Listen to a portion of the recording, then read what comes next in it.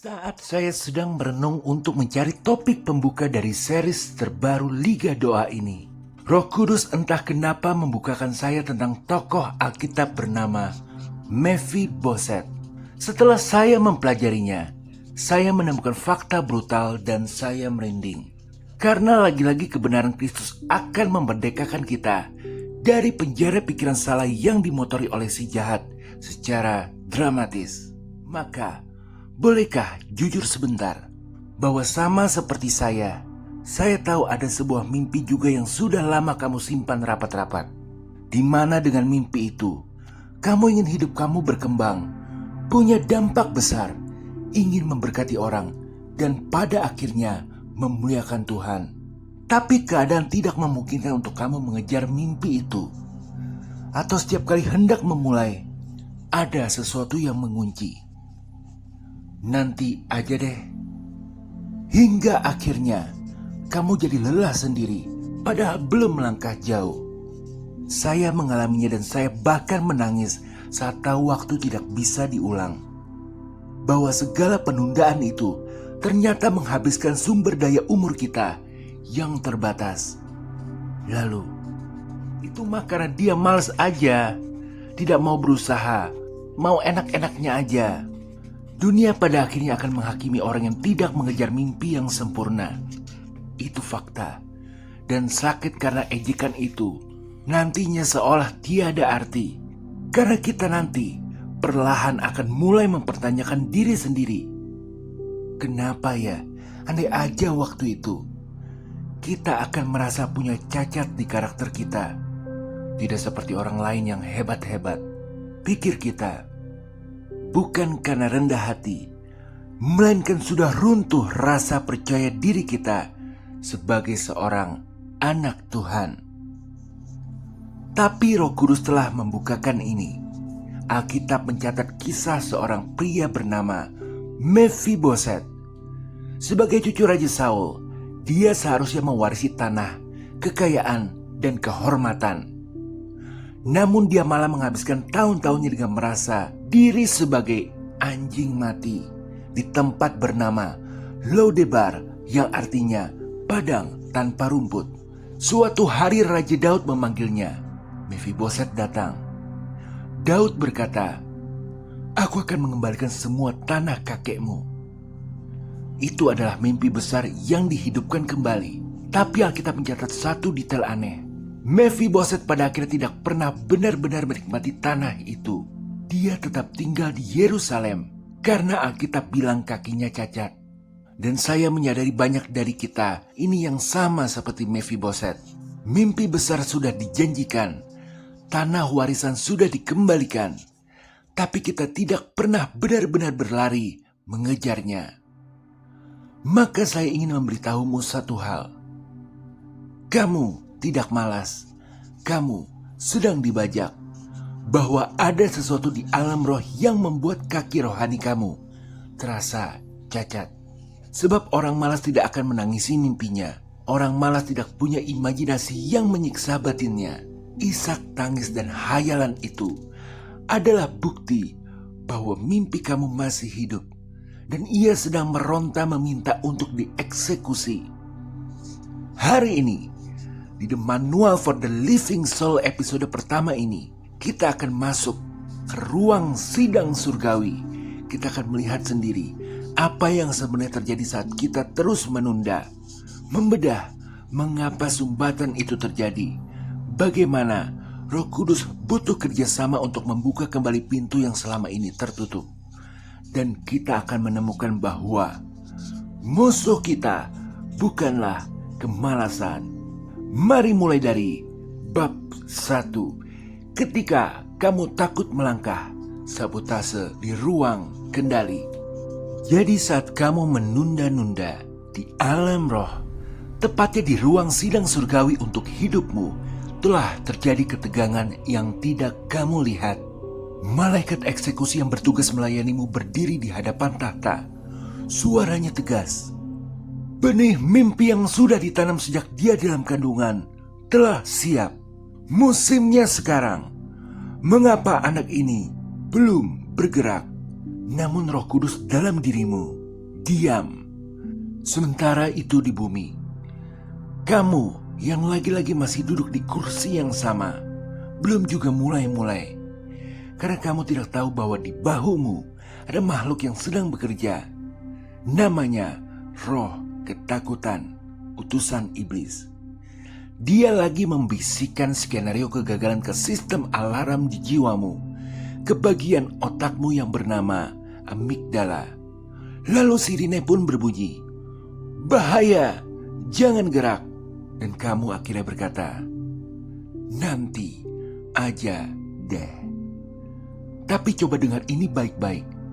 Ketika kamu bilang, nanti aja, kamu berarti bukan sedang malas. Kamu berarti sedang dilumpuhkan oleh roh ketakutan. Amigdala, sistem alarm dalam otakmu, bekerja persis seperti yang Tuhan rancang.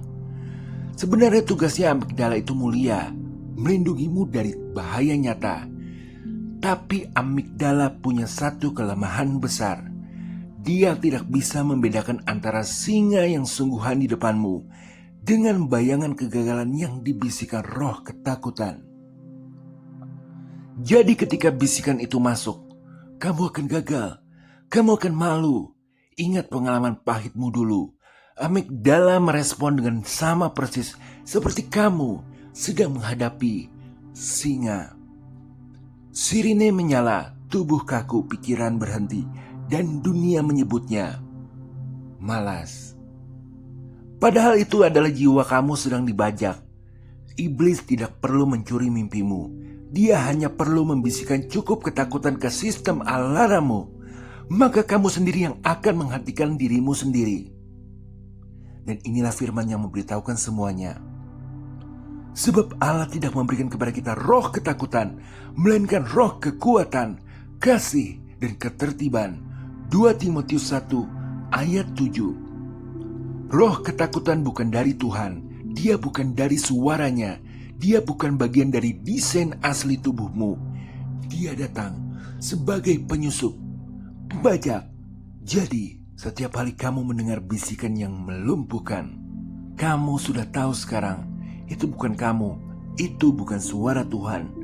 Itu adalah sang penyusup pembajak, roh yang dikirim khusus oleh si jahat untuk menghentikan langkah kakimu agar benih mimpimu mati bahkan sebelum sempat bertunas. Tapi tunggu dulu, kita masih punya satu pertanyaan besar di ruang sidang surgawi tadi. Roh Kudus diam. Tapi kenapa dia diam? Bukankah dia bisa mengalahkan roh ketakutan dengan mudah?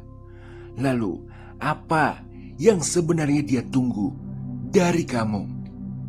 Bab 2. Benih yang terjebak dalam lahan nanti aja. Di balik layar hidupmu, ada satu tempat yang perlu kamu sadari keberadaannya. Sebuah taman rahasia, Secret Garden. Ini adalah taman rahasia yang Roh Kudus sendiri yang menanam benihnya. Setiap benih di sana adalah sesuatu yang Tuhan taruh di jiwamu. Mimpi, bakat, panggilan, potensi, dan masing-masing benih itu seharusnya bercahaya. Tapi perhatikan, ada satu benih di pojok sana. Cahayanya redup, ada debu yang menutupinya, dan debu itu bernama nanti aja deh. Kalau benih itu bisa bicara, dia akan berkata, Tuhan, sudah mendengar instruksi itu 2 tahun lalu, tapi belum juga dikerjakan. Musimku hampir lewat. Maka dari sini kita bisa temukan jawaban kenapa Roh Kudus diam. Karena Roh Kudus tidak akan menyiram benih itu untukmu. Dia menanamnya, dia memberinya kemampuan untuk hidup. Tapi tanganmu sendiri yang harus memegang alat penyiram. Dia menunggu satu gerakan ketaatan darimu. Bukan karena dia banyak syarat, tapi karena hubungan antara kamu dan Tuhan adalah hubungan kasih, bukan robot. Dan dalam hubungan kasih, respon sukarela adalah satu-satunya yang berharga. Jadi Roh Kudus tidak diam karena dia tidak peduli. Dia diam karena dia sudah selesai menanam. Dan sekarang sedang menunggu giliran kamu untuk menyiramnya. Jadi, jika kamu terus menunda-nunda, benih itu memang tidak akan pernah mati. Tapi masalahnya, setiap kali kamu menunda, sirkuit motivasi di otakmu, yakni jalur dopamin yang harusnya menyala setiap kali kamu bergerak maju, perlahan kehilangan dayanya. Seperti baterai yang lama tidak dipakai, semakin lama tidak diisi, semakin susah dia menyala. Contoh kecil, misal kamu punya mimpi bisa lancar omong bahasa Inggris, tapi kamu tunda-tunda. Maka semakin kamu sering menunda belajar bahasa Inggris, kedepannya akan semakin hilang motivasi kamu untuk belajar bahasa Inggris. Dan ada ironi yang menyakitkan di sini. Sementara taman di alam roh kita sendiri kering dan benih-benihnya lagi menunggu, kita kadang justru sibuk menyiram taman orang lain, alias menonton kesuksesan orang lain, membandingkan diri kita, mengagumi pencapaian yang kita sendiri belum sentuh. Bukan salah kita sepenuhnya. Dunia ini memang dirancang untuk menarik mata kita ke taman orang lain. Maka ada peribahasa, rumput tetangga selalu hijau. Janganlah kita jemu-jemu berbuat baik, karena apabila sudah datang waktunya, kita akan menuai jika kita tidak menjadi lemah. Galatia 6 ayat 9. Musim penuaian itu nyata, dan Tuhan sudah menetapkan waktunya. Maka pertanyaan yang harus kamu jawab hari ini, kapan terakhir kali kamu menyiram benihmu sendiri? Dengan tindakan, dengan ketaatan kecil, meski hanya 1 sentimeter, dengan satu langkah yang berkata, Tuhan, aku percaya benih ini layak untuk kusiram. Sebenarnya kita kadang sudah tahu semuanya ini. Kita tahu mengejar mimpi itu penting. Kita tahu waktunya berharga. Lalu, mengapa kita tetap tidak bergerak? Ternyata bukan karena kita kurang informasi aja atau tidak tahu kebenaran. Ada sesuatu yang lebih dalam. Itu kita bedah di bab 3. Bagian tersulit, kebisingan dunia yang mengganggu. Pernahkah kamu berada di tempat yang sangat ramai dan kamu merasa ada yang berbicara padamu, tapi kamu tidak bisa mendengarnya karena suasananya terlalu bising? Itulah yang menjadi akar penyebab kita tidak bisa bergerak. Jadi di taman roh itu, setiap benih yang Tuhan tanam butuh satu hal untuk bisa tumbuh. Tuntunan dari Roh Kudus. Dia yang tahu cara benih itu harus disiram. Dia yang tahu kapan matahari harus datang. Dia yang membisikkan langkah selanjutnya. Tapi telinga batinmu, telinga yang harusnya mendengar suaranya hari ini, tertutup oleh 1000 lapisan kebisingan. Notifikasi yang tidak berhenti, kecemasan soal masa depan, hiburan instan yang selalu tersedia, omongan orang yang tidak ada habisnya, berita yang menghantam dari segala arah. Di tengah semua itu, suara Tuhan sangat tipis, sangat lembut, seperti angin pelan di padang gurun. Bangun, ambil satu langkah mulai hari ini. Suara itu tidak terdengar. Secara biologis, ada 2 hal yang terjadi di otak kita ketika kita terus-menerus dibombardir kebisingan seperti ini. Pertama, cortisol overload. Hormon stres yang terus diproduksi karena kita selalu cemas, selalu waspada, selalu dalam mode siaga. Kedua, dopamin burnout. Sistem motivasi kita terkuras habis oleh hiburan instan yang memberikan kepuasan cepat, tapi tidak membangun apa-apa. 2 hal itu perlu kamu ingat terus, karena ini adalah jurus si jahat. Jadi akibat dari kedua hal itu, bagian otak yang harusnya membantu membuat keputusan, yang harusnya memilah mana yang penting dan mana yang sekedar mendesak, itu kehilangan kemampuan. Kamu tidak menolak Tuhan, kamu hanya tidak bisa mendengarnya lagi karena terlalu bising, dan itu berbeda. Dan Tuhan tahu ini. Bahkan ribuan tahun sebelum ada smartphone dan algoritma media sosial, Dia sudah memberikan instruksi yang sangat sederhana. Diamlah dan ketahuilah bahwa Akulah Allah. Mazmur 46 ayat 11. Diamlah, bukan sebagai hukuman, bukan sebagai ritual yang harus dilakukan, tapi sebagai tindakan perlawanan terhadap kebisingan yang membajak kepekaanmu. Diam bukan kelemahan. Diam adalah cara Tuhan mengkalibrasi ulang sistem pendengaranmu agar kamu bisa kembali ke frekuensi yang benar. Tapi kalau kebisingan ini sudah menjadi identitas kita, kalau kita sudah lupa rasanya diam, bagaimana cara konkretnya kita kembali? Dan apakah ada langkah yang cukup kecil untuk dimulai hari ini? Bab terakhir, cara kembali ke jalan impian. The Manual. Selama ini mungkin kamu menunggu sesuatu yang besar sebelum kamu bergerak. Mungkin menunggu kondisi yang sempurna, menunggu keberanian yang tiba-tiba muncul, menunggu waktu yang tepat, menunggu tanda dari langit yang jelas dan tidak bisa disalahpahami. Tapi saya mau meluruskan satu hal. Keberanian besar tidak muncul duluan. Keberanian besar itu lahir dari langkah-langkah kecil yang konsisten. Disinilah manualnya. Bayangkan apa yang terjadi di alam roh ketika seseorang melakukan satu tindakan kecil. Misal, bangun 20 menit lebih pagi, menulis 3 baris dari ide yang sudah lama tertunda, membuat satu janji yang selama ini terus ditunda. Di bumi, orang itu terlihat hanya dan cuma melakukan satu langkah kecil. Tidak dramatis, tidak status WA worthy, hanya satu langkah doang. Tapi di alam roh ketakutan langsung lari karena tidak ada bahaya besar yang dia bisa bisikan ke orang itu. Satu langkah kecil tidak akan pernah bisa terasa seperti ancaman bagi jiwa orang.